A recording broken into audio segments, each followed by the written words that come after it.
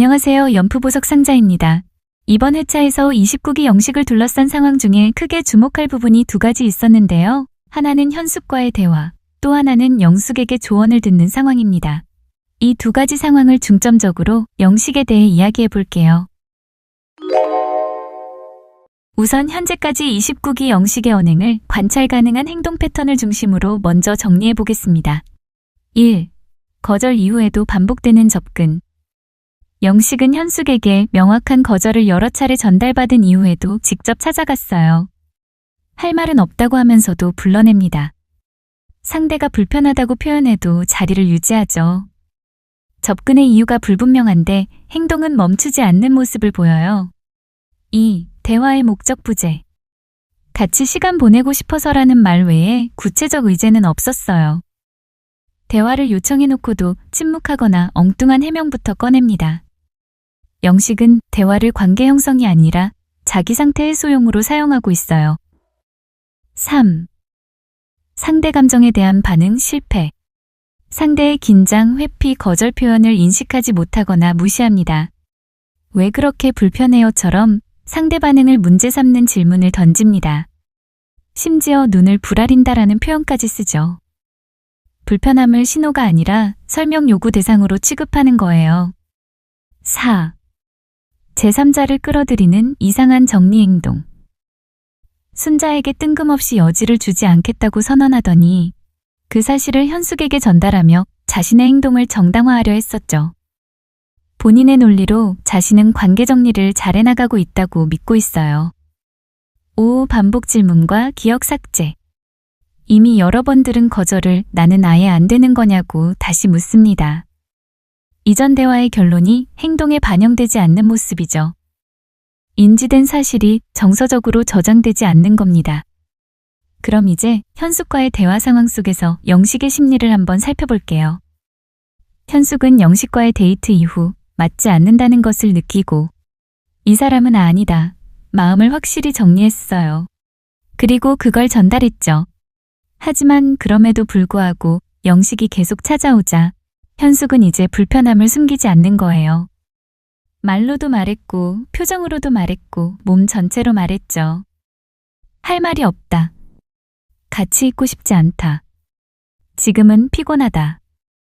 이건 돌려 말한 거절이 절대 아니에요. 관계에서 허용 가능한 최대한의 명확함에 가깝습니다. 그런데도 이 신호는 전달되지 않았어요. 이유는 단순합니다. 현숙의 신호가 약해서가 아니라 영식이 받아들이는 구조가 완전히 다르기 때문입니다. 영식은 상대의 감정을 존중해야 할 경계로 있지 않습니다. 대신 설명해야 할 상황으로 다뤄요. 현숙이 불편해 보이면 대놓고 묻습니다. 왜 그렇게 불편하세요? 거절을 들으면 다시 확인하죠. 그러면 나는 아예 안 되는 건가요?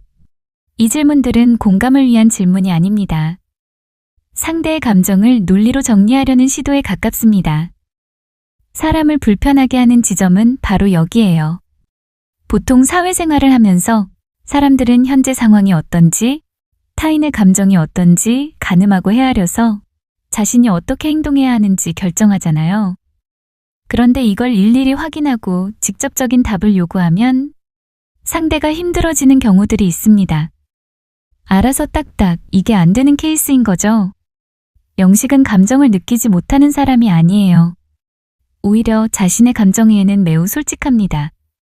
스스로도 말하죠. 나는 감정 표현을 잘하는 사람이다. 하지만 그가 말하는 감정 표현은 사실 감정 조율이 아니라 감정 방출에 가깝습니다. 불안하면 찾아가고 답답하면 불러내고 혼란스러우면 설명을 요구합니다. 문제는 그 다음이에요. 이런 감정을 표현해도 상대가 감당할 수 있는지, 상대의 상태는 어떤지 그 질문이 빠져 있어요. 그래서 감정은 솔직한데 관계는 점점 위협적으로 느껴집니다. 그는 상대 입장을 고려하지 못하는 것처럼 보여요. 하지만 그건 무례라기보다 관계가 양방향 조율이라는 감각 자체가 약한 상태에 가깝습니다. 영식의 머릿속에는 이런 공식이 있어요. 나는 지금 힘들다. 그래서 대화가 필요하다. 대화는 좋은 것이다. 그러니 상대도 대화를 해야 한다. 여기에는 단 하나의 가정이 빠져 있습니다. 상대는 나와 전혀 다른 상태일 수 있다는 가정. 그 가정이 빠지면 상대의 거절은 선택이 아니라 장애물이 됩니다. 존중의 대상이 아니라 설득해야 할 변수로 바뀝니다. 그래서 그는 반복해요. 사람을 바꿔도 말을 바꿔도 같은 장면이 다시 재생됩니다. 이 지점에서 많은 사람들이 등을 돌립니다. 비난해서가 아니에요. 버티기 힘들기 때문입니다. 사실 영식은 나쁜 사람으로 보이지 않아요. 의도가 없고 계산도 없습니다. 하지만 감정을 관계 안에서 다루는 법, 거절을 정보로 저장하는 법, 상대의 경계에서 멈추는 법을 아직 배우지 못한 사람처럼 보입니다. 그래서 이 장면은 분노보다 불안을 남겨요. 그는 감정이 없는 사람이 아니라 감정을 함께 살아가는 방식이 아직 정리되지 않은 사람처럼 보이기 때문입니다. 그럼 영식은 왜 현숙에게 그렇게 집요하게 행동했을까요? 이건 호감의 문제가 아니라 심리적 작동 방식의 문제입니다. 이유를 살펴볼게요. 1. 그는 현숙을 사랑해서가 아니라 멈출 수 없어서 붙잡습니다. 먼저 분명히 할게요. 영식의 행동은 깊은 애정의 결과처럼 보이지만 실제로는 그렇지 않습니다. 그러니까 현숙에게서 보이는 감정은 설렘도 아니고 상대를 알고 싶다는 호기심도 아닌 걸로 보여요. 그 핵심은 하나입니다. 이 관계가 끝났다는 사실을 받아들이지 못하는 것이죠. 현숙은 영식에게 특별한 사람이라기보다 자신이 배제당했다는 현실을 가장 선명하게 보여주는 대상입니다. 그래서 포기하지 못해요.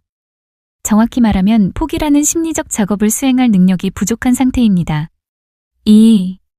현숙은 거절한 사람이 아니라 자기 붕괴를 촉발한 사람입니다. 영식의 내면에서 현숙은 이런 위치에 있어요.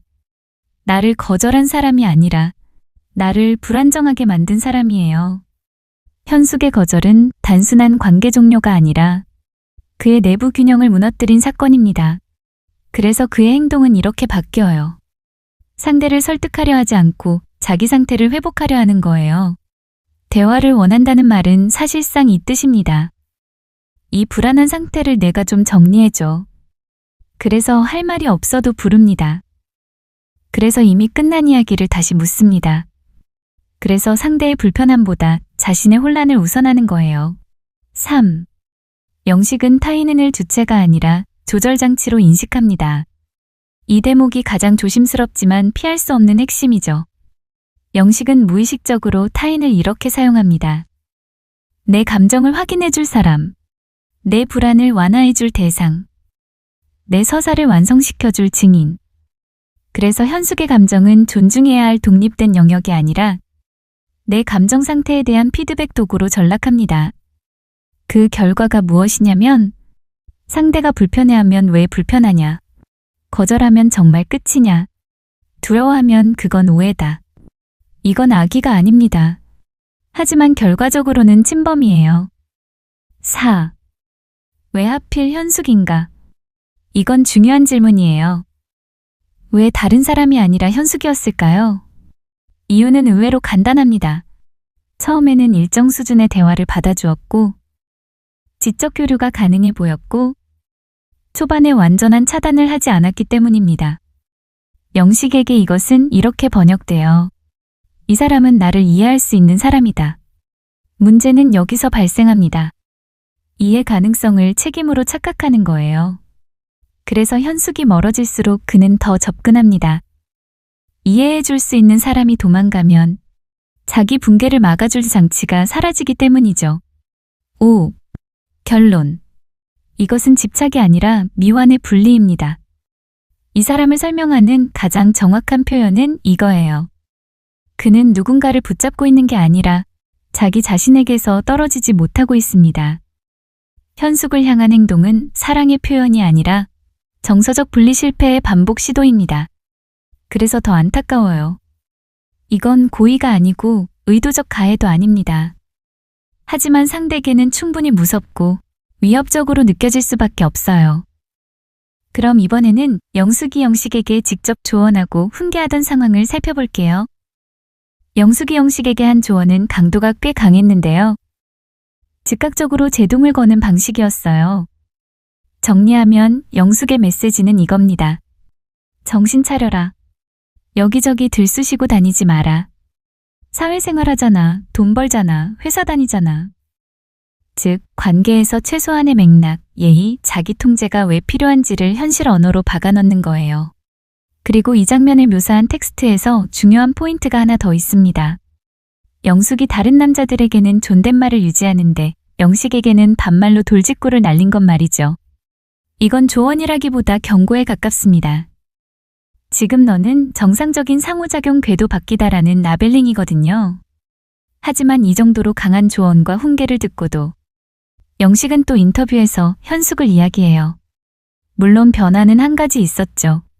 한밤의 데이트에서 남자들이 선택할 때 영식은 현숙을 선택하지 않고 영숙에게 간 거죠. 사람들은 영식의 선택이 납득되지 않기 때문에 저마다 이유를 생각해요. 당사자인 영숙조차도 걸크러쉬 당했냐 하면서 아까의 조언이 오히려 영식에겐 호감으로 작용한 것인지 추측하죠. 사실 그게 일반적인 범주내의 생각이에요. 하지만 영식은 아직 현숙을 생각하고 있고 현숙을 선택하고 싶은 마음을 감추기 위해서 그냥 제일 가까운 곳으로 갔다 라고 했어요. 그러니 영숙을 향한 진짜 선택이 아니라 아무데나라는 거였죠. 영식의 이런 속마음을 우리 시청자들은 인터뷰에서 확인할 수 있었지만 현숙도 영숙도 그리고 다른 출연자들도 아마 헤아리진 못했을 거예요. 그러니 일단 영식은 영숙의 조언을 이해했지만 내면화하지는 못했던 것 같아요. 영식은 그 조언을 듣지 않은 게 아닙니다. 실제로 그는 그 말을 기억하고 있고 정신 차리라 했다는 메시지도 인지하고 있어요. 문제는 여기입니다.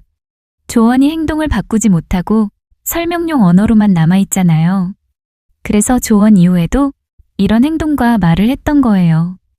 그건 반항이 아닙니다. 조언을 외부 규칙으로만 저장했기 때문이에요. 내면의 정서 상태를 조정하는 데까지는 도달하지 못하는 거죠. 가장 가까이 있어서 영숙 옆에 앉았다는 말의 진짜 기능을 볼게요. 사실 이 해명은 중요한 포인트예요. 굉장히 방어적이면서도 동시에 절박한 상태를 보여주죠. 영식은 현숙을 선택한 마음이 들킬까봐 두렵고 동시에 그 마음을 완전히 부정할 수도 없습니다. 그래서 그는 이렇게 말했던 거예요. 의미는 없다. 우연이다. 가까워서 앉았을 뿐이다. 이건 거짓말이라기보다 자기 마음을 외부에서 숨기기 위한 최소한의 합리화입니다. 영식은 이 순간 두 가지를 동시에 회피하고 있어요. 자기 감정에 대한 책임, 그리고 타인의 평가. 사실 그런 조언을 듣고도 또 현숙이냐라는 시선을 받을 거라는 건 아는 거예요. 그래서 선택한 전략이 마음은 현숙에 두고 행동은 영숙 옆에 앉고 말로는 의미 없음을 선언하는 방식입니다. 이건 계산이라기보다 혼란을 덮기 위한 임시 구조물인 거죠. 왜 이 장면이 유독 안타까운가 하면요. 영식은 감정을 숨기지도 못하고 그렇다고 감당하지도 못합니다. 그래서 마음은 새어나오고 말은 그것을 급히 가리고 행동은 중간에서 어정쩡해집니다. 결과적으로 말과는 달리 누구에게도 솔직하지 못한 상태가 됩니다. 본인을 포함해서요. 이건 교묘함이 아니라 정서적 정리 능력의 한계에 가까워요. 영식은 직접적인 조언을 들었고 규칙도 이해했고 하면 안 되는 행동이 무엇인지도 정확히 알고 있어요. 하지만 마음이 그 속도를 따라가지 못하죠. 그는 누군가를 속이려는 사람이 아니라 자기 마음을 아직 다룰 줄 모르는 사람처럼 보여요. 그래서 이 장면은 분노보다 조용한 불안을 남깁니다. 이제 결론으로 영식의 이야기를 정리해 볼게요. 영식의 문제는 감정이 없어서가 아닙니다. 오히려 감정이 너무 빠르게, 너무 직접적으로 튀어나옵니다. 그는 마음이 생기면 멈추지 못하고 거절을 들으면 이해하기보다 다시 확인하려 했죠. 상대의 불편함을 읽지 못해서라기보다는 자기 불안을 먼저 진정시켜야 하기 때문입니다. 그래서 감정 표현은 솔직하지만 관계는 늘 어긋납니다. 감정을 나누기보다 감정을 처리해줄 누군가를 찾는 방식이기 때문입니다. 그러다 보니 말은 변명으로 흐르고 행동은 오해를 낳고 관계는 점점 부담이 됩니다. 이건 악이나 계산이 아니라 정서적으로 아직 분리와 조율을 배우지 못한 상태에 가깝습니다. 그래서 영식은 비판보다 설명이 필요하고 분노보다 안타까움이 남아요. 그는 누군가를 상처 주려 한 게 아니라 자기 마음을 다루는 방법을 아직 모르는 사람처럼 보이기 때문입니다. 영식이 미숙한 건 감정을 관계 안에서 멈추고 조율하는 법을 아직 배우지 못했기 때문이에요. 항상 나는 솔로가 방영이 되면 방송에 다뤄진 모습을 보면서 출연자 스스로 어떻게 생각하고 있을까? 저는 그게 궁금한데요. 사실 방송 편집본 안에서만 보이는 모습을 떠나 현실 속에서 어떻게 사고하고 판단하고 있는지, 그게 그 인물 심리의 완성이라고 생각하거든요. 특히 많은 사람을 불편하게 하거나 미숙한 모습을 보였던 출연자들이 방송을 계기로 자신을 객관적으로 바라보면서 성장을 이룰 때 드라마보다도 더욱 드라마틱한 변화와 전개에 재미와 공감을 느끼게 되는데요. 반면 방송보다도 훨씬 불편하거나 안타까운 모습을 보이는 분들도 있긴 했었죠.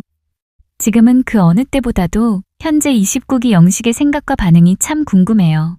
다음 주 최종화 방영 후에 라이브 방송에 나올지, 나온다면 어떤 모습을 보일지 이 부분도 기대가 됩니다. 저는 항상 출연자들에 대한 깊은 애정을 가지고 보고 있거든요. 그럼 여기까지 29기 영식에 대한 분석을 마칠게요. 기다려주시고 반겨주신 분들 정말 감사드리고 저는 다음 영상으로 찾아뵙도록 하겠습니다. 감사합니다.